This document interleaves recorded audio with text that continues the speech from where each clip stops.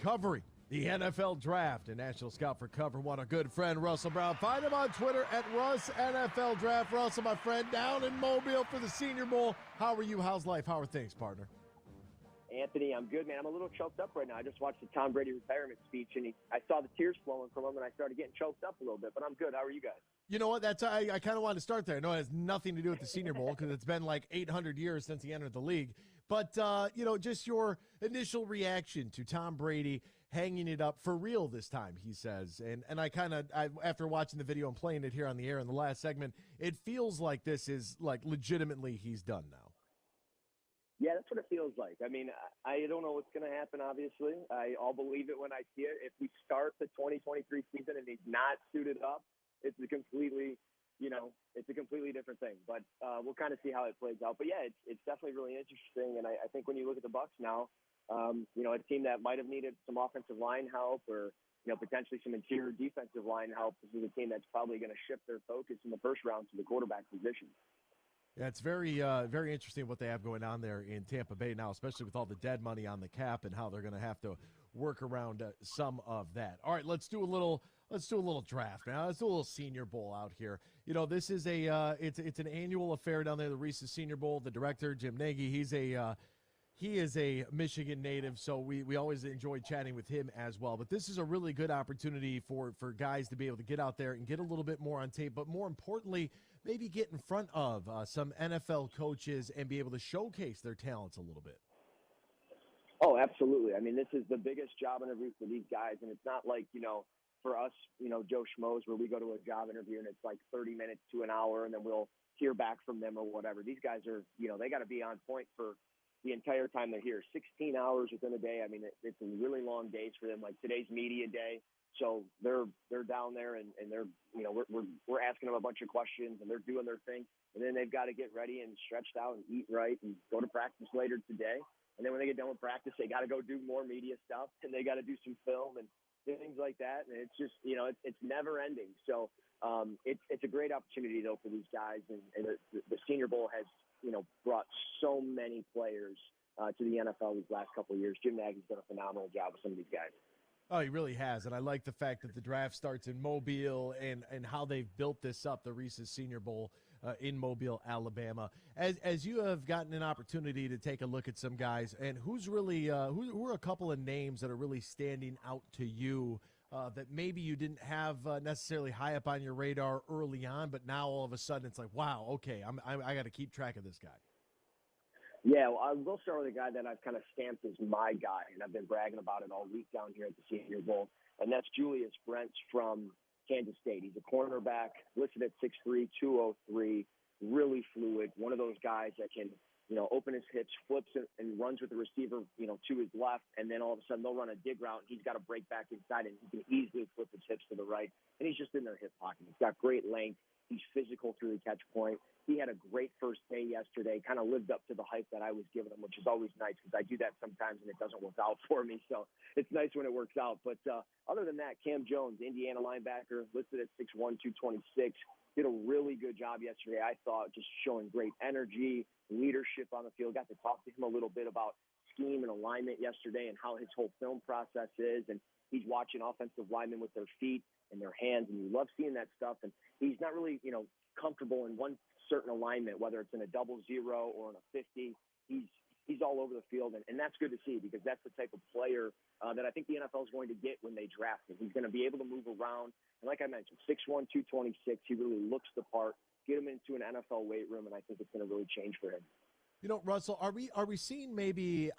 I mean, every position out there, the football field is of vital importance, right? You have to have all 11 guys on the same page, or the play's going to break down. Somebody's going to torch you for 6 points.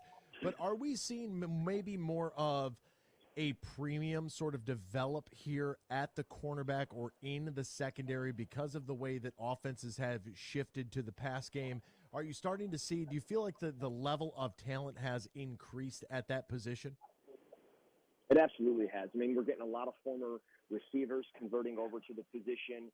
We're getting former quarterbacks converting to the position, and sometimes they move even inside to like linebacker or box safety type role.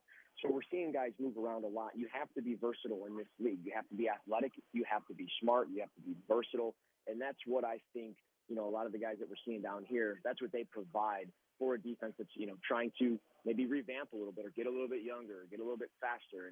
And these guys can definitely do it. And it's important because you see so much nickel and dime stuff in the NFL where you see 3-4 corners on the field at one time. So it's absolutely important. And just to kind of break away from the Senior Bowl, talking about, guys that where they fit and just the overall position as a corner, Hodges Tomlinson out of TCU checked in at the Shrine Bowl at 5'7", but the dude can play. He shows effort on every play, so I'm not really worried about the size. He might be a nickel in the NFL, but I think he's going to be just fine. He's a prime example of what we're talking about. Can I give you a guy that not in the secondary, but a guy that is kind of on my radar, one that I'm very excited to see how he turns out? And I don't know if you've had an opportunity because, I mean, think about all the players that you're trying to evaluate, trying to figure out your draft guide's coming out soon. Follow Russell on Twitter at Russ NFL Draft to find his draft guide as well to learn about these guys. But there's a defensive lineman from Bowling Green by the name of Carl Brooks, who was an absolute man among boys. And it was incredible to watch what he was able to do at the Mid-American Conference level. I also think that from the Toledo Rockets, another guy named Desjuan Johnson is somebody, he's at the Shrine Bowl, somebody I'm going to be keeping my eyes on, obviously, just because having an opportunity to watch him grow from, a freshman to where he's at now. But Carl Brooks from Bowling Green, I got a feeling that give this guy an opportunity, and he's going to be a wrecking machine.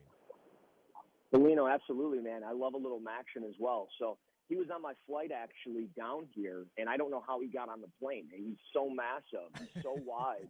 He's 6'3", 303. I think he was listed at like 6'5", 275, but he's 6'3", 303. Definitely put on some muscle, but super fast hands, super fluid for a player of his size. He can hit swim moves, and he can get through blockers with ease. I mean, he can club them. He can double swipe them. And he looks like a versatile interior defensive lineman that's going to probably play, as a 2-eye, as a 3 technique, a 4-eye, a 5 technique. He's going to move around for a defense. And it's not, is he better in a 4-3 or a 3-4? Everybody runs odds and evens, so it doesn't really matter. He's going to fit in the NFL, and I'm really intrigued by him. And he had a really good first day yesterday as well. To a couple of the Big Ten guys in our neighborhood that are on the perimeter, you have Ronnie Bell from Michigan, Jaden Reed from Michigan State at the wide receiver position. How do you see this this draft class kind of shaking out as a whole? And for those two guys in particular, where do you kind of see their, I would say, like a target range for them to be drafted as far as rounds are considered? Yeah, so, I think there's some really good receivers in this draft. I don't know if there's a ton of first-round receivers. We'll see how that works out. But as we talk about our guys, Ronnie Bell, Jaden Reed, Ronnie Bell, I think as a day 3 pick is certainly a conversation to be had. And I certainly think Jaden Reed is good enough to go in the second day. And maybe I'm biased because I wore green and white. But at the same time, I just got done talking to him, and he's just wired, man. He's got this chip on his shoulder. He's got what it takes, I think, to translate to the NFL. He's going to play in the slot. More than likely, and that's where he said to me he feels like he's going to be the most comfortable because he's going to be able to work in space and create separation. So that's key. And beyond that, he's somebody that was catching punts and returning kicks, which we saw him do, and that's an immediate impact in the NFL when you have guys that can do that, and he can do that. So I'm super intrigued by Jaden Reed. I think he's going to be a 3rd, 4th-round pick because of everything that we're talking about. Ronnie Bell, I still got to see more from him. Not saying I'm hating on Michigan or anything like that. So before any callers or texts come through and say, oh, he just doesn't like Michigan, you're right. But at the same time, I watched him yesterday. He had a couple of drops. It just didn't work out for him. He's got some speed to his game, but he just doesn't look as fast as he once did. Interesting. That is interesting. You got a little, you do have a little green and white coming through there, Ronnie Bell, huh? A little hate there. No, I'm teasing. That's my guy. The coaching staff. The Senior Bowl and the Shrine Game are imperative for all NFL teams, right? Everybody's going to have their staffs there looking at every single player. Now is the time. You want to be able to build through the draft. You have 7 rounds, and on average, every team's going to have a pick in every round. Obviously, that changes with trades, or if you're the Miami Dolphins, you will have a pick that will be revoked because of some league discipline there. But it's imperative for every single NFL franchise to be there. But there are a handful of coaches that get the opportunity to get their hands on these guys at an earlier stage by coaching in this Senior Bowl. What's the word from the coaches that you have heard as far as the opportunity not only to get back on the field and to work on their craft, but also to get kind of that sneak peek and that sort of like insider information of working with these guys one-on-one before the actual draft? It feels like a huge advantage if you have the opportunity to coach in these games. Oh, absolutely. And the good coaches take advantage of this week down here, and really the week at the Shrine Bowl and wherever they can get their hands on these guys. The good coaches do.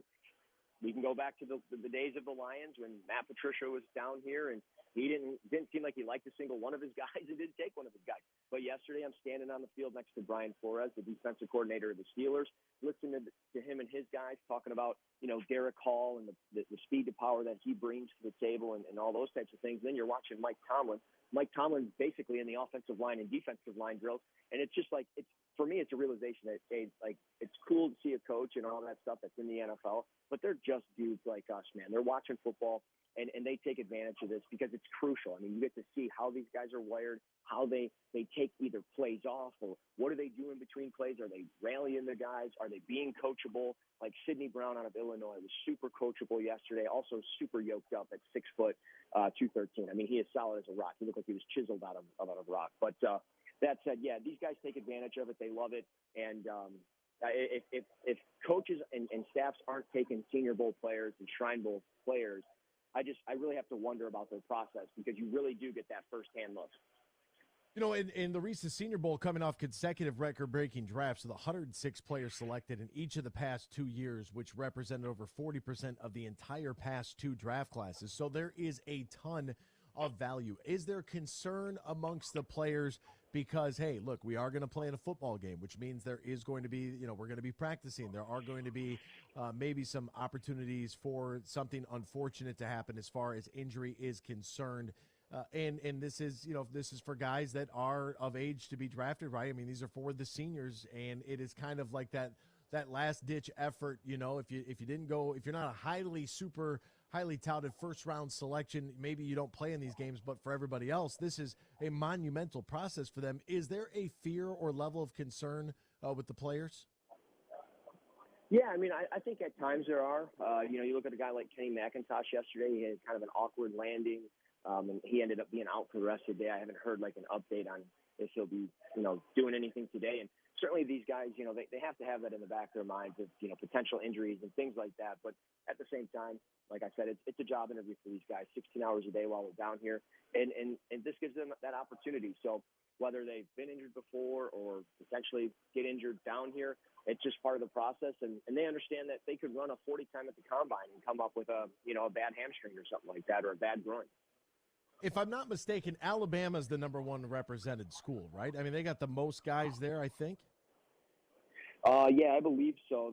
The roster sheet that I currently have, I don't have it by order of teams, but yeah, they have quite a few. TCU's also got quite a few. They got 3 or 4 guys. BYU's also got 3 or 4 guys. But yeah, Alabama's got the kind of the most representation. Some guys didn't participate though during the week, like Jordan Battle, the safety. He declined his invite. Even though I'm pretty sure I saw him walking around the stadium yesterday, but yeah, I don't think he was participating. But they've got quite a few guys from offensive linemen and some defensive backs as well.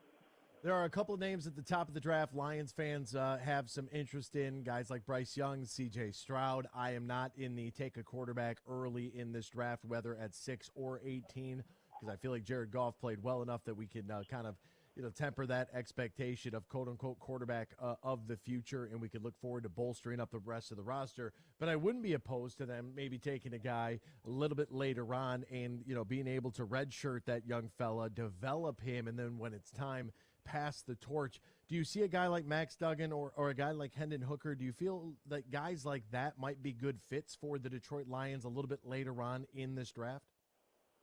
Yeah, I certainly think Hendon Hooker could be, and he would be by far and away the best quarterback down here if he could participate. Now, he's in the middle of a lot of drills. He's taking a lot of mental reps, and he's even kind of coaching some guys up. So it's really great to see that type of stuff from him.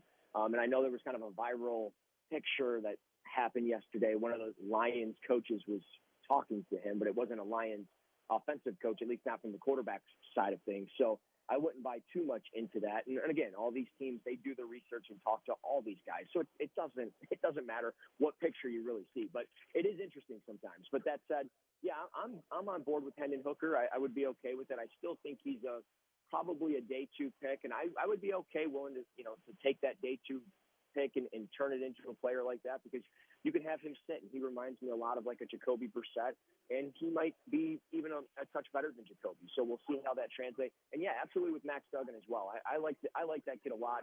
He's shown great character, and he's shown the ability to really carry himself well, and he's tough as nails, and he can make a lot of the throws. Yesterday, ball placement was sporadic, which we saw at times at TCU. But I'm definitely on board, with everything that you're preaching. I don't want a quarterback in the first round. I want Goff to be our guy for at least another year, and I don't want to force our hand on that. Amen to that, Russ. I'm glad. See, great minds think alike, even though Exactly. you're a Spartan dog. I didn't know that ahead of time. I feel like I've been bamboozled here. I've been hoodwinked, led astray, run amok, and flat out deceived. He is Russell Brown. Find him on Twitter at Russ NFL Draft. Follow his work there. Russell, my friend, thank you so much for taking the time to join us and to talk a little bit about the Reese's Senior Bowl, which we're very much looking forward to watching this weekend. Absolutely, guys. Anytime. I appreciate it.